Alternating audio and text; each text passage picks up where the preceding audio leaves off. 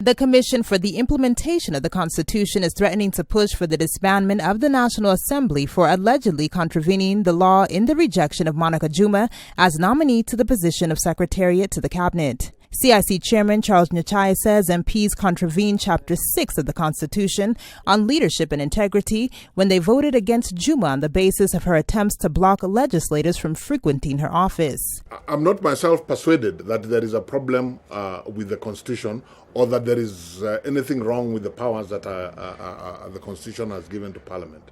The problem is that those who happen to be members of Parliament are grossly abusing those powers that are given to them. So the problem is not with the Constitution. The problem is with those who occupy those offices who are abusing the powers that are given to them. Because whatever you do, there will be powers. However many changes you make, there will be powers and authority that will be delegated to Parliament. That is what representative democracy is about.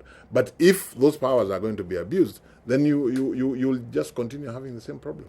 As a Commission, we on our part intend to seek legal action, such legal action as may be necessary, to ensure that those who have abused their offices in this manner are dealt with in accordance with the law, including being deemed unsuitable to hold public office.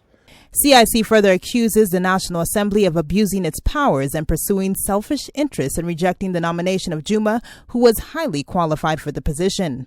Nyachai says the Committee on Administration and National Security victimized her because of a letter she wrote to Parliament's clerk complaining of MPs seeking personal favors from her office and was not based on the set criteria under Article 73 of the Constitution.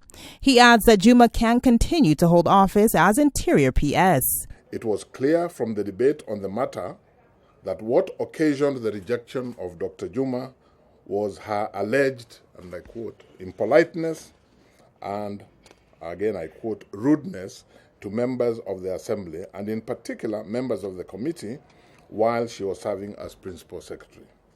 The allegation of impoliteness was duly supported through personal testimonies of members whose requests Dr. Juma had purportedly rejected, and by a letter she had written to the clerk of both houses of Parliament. In the offensive letter, offensive in quotes, which is now in the public domain, Dr. Juma had simply drawn the attention of the House to the need for respect of the law and the Constitution in her dealings with members.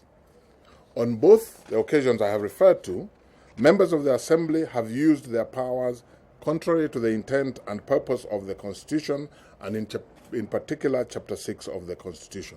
In Article 73 of the Constitution, it is provided inter alia that a state officer holds their office in trust for the people of Kenya and must exercise their role in a manner that brings honor to the nation and dignity to the office and promotes public confidence in the integrity of the office.